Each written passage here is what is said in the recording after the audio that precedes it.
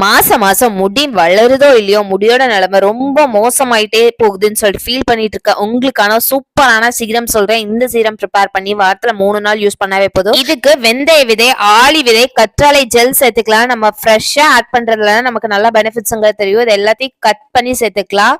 இது கூடவே செம்பருத்தி பூ நான் ஃப்ரெஷ்ஷா ஆட் பண்ணிக்கிறேன். உங்களுக்கு ட்ரையா கிடைச்சா கூட நீங்க ட்ரையா ஆட் பண்ணிக்கலாம். இது கூடவே கொஞ்சமா தண்ணி சேர்த்து ஸ்லோ ஃப்ளேம்ல 10 மினிட்ஸ் நல்லா கொதிக்க விடலாம்.